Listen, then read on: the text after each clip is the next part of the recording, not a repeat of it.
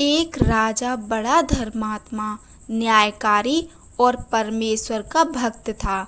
उसने ठाकुर जी का मंदिर बनवाया और एक ब्राह्मण को उसका पुजारी नियुक्त किया। वह ब्राह्मण बड़ा सदाचारी, धर्मात्मा और संतोषी था। वह राजा से कभी कोई याचना नहीं करता था। राजा भी उसके स्वभाव पर बहुत प्रसन्न था। उसे राजा के मंदिर में पूजा करते हुए 20 वर्ष गुजर गए। उसने कभी भी राजा से किसी प्रकार का कोई प्रश्न नहीं किया। राजा के यहाँ एक लड़का पैदा हुआ। राजा ने उसे पढ़ा लिखा कर विद्वान बनाया और बड़ा होने पर उसकी शादी एक सुंदर राजकन्या के साथ करा दी। शादी करके जिस दिन राजकन्या को अपने राजमहल में लाए, उस रात्रि में राजकुमारी को नींद न आई। वह इधर उधर घूमने लगी। जब अपने पति के पलंग के पास आई तो क्या देखती है कि हीरे जवाहरात जड़ित मूठे वाली एक तलवार पड़ी है। जब उस राजकन्या ने देखने के लिए वह तलवार म्यान में से बाहर निकाली, तब तीक्ष्ण धार वाली और बिजली के समान प्रकाश वाली तलवार देखकर वह डर गई। वह डर के मारे उसके हाथ से तलवार गिर पड़ी और राजकुमार की गर्दन पर जा लगी। राजकुमार का सिर कट गया और वह मर गया। राजकन्या पति के मरने का बहुत शोक करने लगी। उसने परमेश्वर से प्रार्थना की कि हे प्रभु, मुझसे अचानक यह पाप कैसे हो गया। पति की मृत्यु मेरे ही हाथों हो गई। आप तो जानते ही हैं, परंतु सभा में मैं सत्य ना कहूँगी, क्योंकि इससे मेरे माता पिता और सास ससुर को कलंक लगेगा तथा इस बात पर कोई विश्वास भी ना करेगा। प्रातःकाल में जब पुजारी कुएं पर स्नान करने आया तो राजकन्या ने उसको देखकर विलाप करना शुरू किया और इस प्रकार कहने लगी, मेरे पति को कोई मार गया। लोग इकट्ठे हो गए और राजा साहब आकर पूछने लगे, किसने मारा है। वह कहने लगी, मैं जानती तो नहीं कि कौन था, परंतु उसे ठाकुर जी के मंदिर में जाते देखा था। राजा समेत सब लोग ठाकुर जी के मंदिर में आए तो ब्राह्मण को पूजा करते हुए देखा। उन्होंने उसको पकड़ लिया और पूछा, तूने राजकुमार को क्यों मारा। ब्राह्मण ने कहा, मैंने राजकुमार को नहीं मारा, मैंने तो उनका राजमहल भी नहीं देखा है। इसमें ईश्वर साक्षी हैं। बिना देखे किसी पर अपराध का दोष लगाना ठीक नहीं। ब्राह्मण की तो कोई बात ही नहीं सुनता था। कोई कुछ कहता था तो कोई कुछ। राजा के दिल में बार बार विचार आता था कि यह ब्राह्मण निर्दोष है, परंतु बहुतों के कहने पर राजा ने ब्राह्मण से कहा, मैं तुम्हें प्राण दंड तो नहीं देता, लेकिन जिस हाथ से तुमने मेरे पुत्र को तलवार से मारा है, तेरा वह हाथ काटने का आदेश देता हूँ। ऐसा कहकर राजा ने उसका हाथ कटवा दिया। इस पर ब्राह्मण बड़ा दुखी हुआ और राजा को अधर्मी जान उस देश को छोड़कर चला गया। वहाँ वह खोज करने लगा कि कोई विद्वान ज्योतिषी मिले तो बिना किसी अपराध हाथ कटने का कारण उससे पूछूं। किसी ने उसे बताया कि काशी में एक विद्वान ज्योतिषी रहते हैं। तब वह उनके घर पर पहुंचा। ज्योतिषी कहीं बाहर गए हुए थे। उसने उनकी धर्मपत्नी से पूछा, माताजी, आपके पति ज्योतिषी जी महाराज कहाँ गए हैं। तब उस स्त्री ने अपने मुख से अयोग्य, असहाय दुर्वचन कहे, जिनको सुनकर वह ब्राह्मण हैरान हुआ और मन ही मन कहने लगा कि मैं तो अपना हाथ काटने का कारण पूछने आया था, परंतु अब इनका ही हाल पहले पूछूंगा। इतने में ज्योतिषी आ गए। घर में प्रवेश करते ही ब्राह्मणी ने अनेक दुर्वचन कहकर उनका तिरस्कार किया, परंतु ज्योतिषी जी चुप रहे और अपनी स्त्री को कुछ भी नहीं कहा।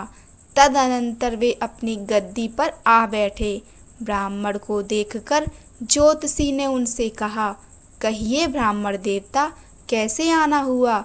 आया तो था अपने बारे में पूछने के लिए, परंतु पहले आप अपना हाल बताइए कि आपकी पत्नी अपनी जुबान से आपका इतना तिरस्कार क्यों करती है, जो किसी से भी नहीं सहा जाता और आप सहन कर लेते हैं।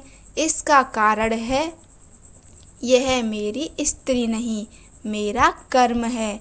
दुनिया में जिसको भी देखते हो, अर्थात भाई, पुत्र, शिष्य, पिता, गुरु, संबंधी, जो कुछ भी है, सब अपना कर्म ही है। यह स्त्री नहीं, मेरा किया हुआ कर्म ही है और यह भोगे बिना कटेगा नहीं।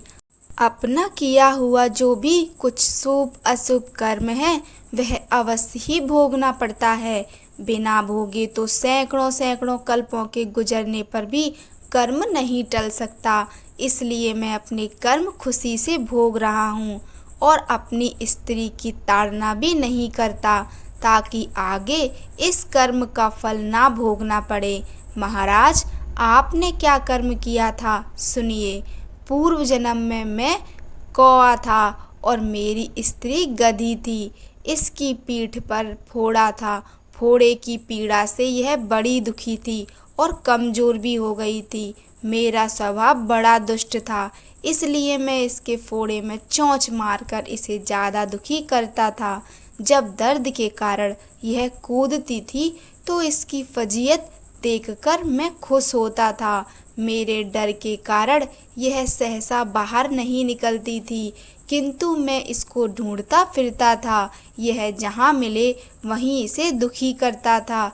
आखिर मेरे द्वारा बहुत सताए जाने पर त्रस्त होकर यह गांव से 10-12 मील दूर जंगल में चली गई। वहाँ गंगा जी के किनारे सघन वन में हरा हरा घास खाकर और मेरी चोटों से बचकर सुखपूर्वक रहने लगी। लेकिन मैं इसके बिना नहीं रह सकता था।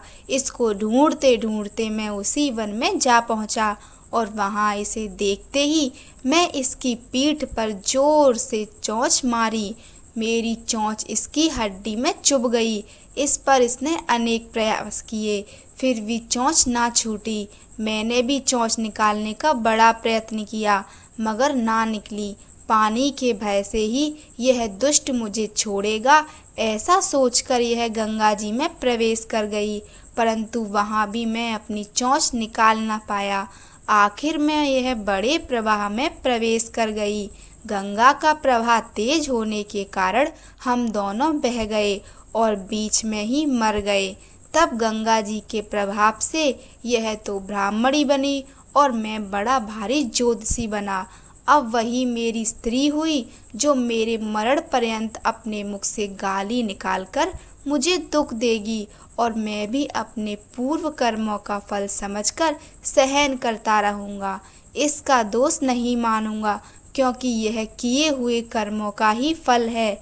इसलिए मैं शांत रहता हूँ। अब अपना प्रश्न पूछो।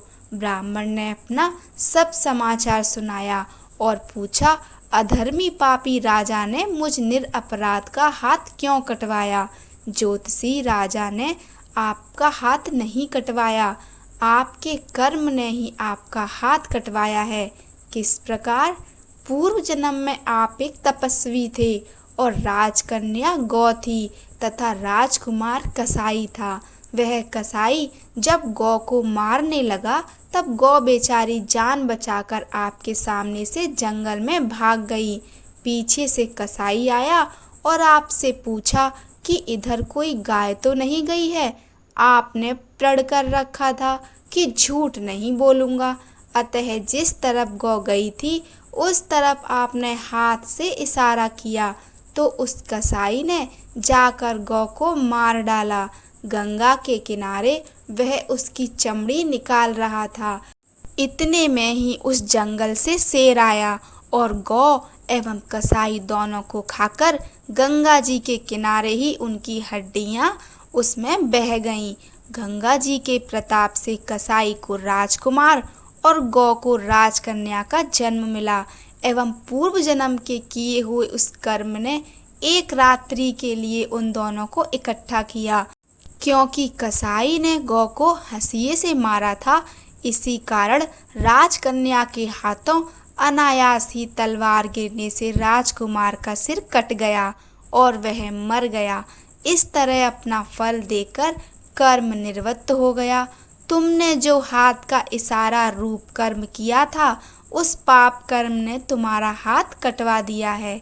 इसमें तुम्हारा ही दोष है, किसी अन्य का नहीं। ऐसा निश्चय कर सुखपूर्वक रहो। कर्म फल का भोग टलता नहीं। कितना सहज है ज्ञान संयुक्त जीवन। यदि हम इस कर्म सिद्धांत को मान लें और जान लें तो पूर्वकृत घोर से घोर कर्म का फल भोगते हुए भी हम दुखी नहीं होंगे, बल्कि अपने चित्त की समता बनाए रखने में सफल होंगे। कहानी अच्छी लगी हो तो लाइक कीजिए, चैनल को सब्सक्राइब कीजिए। धन्यवाद। जय श्री राम।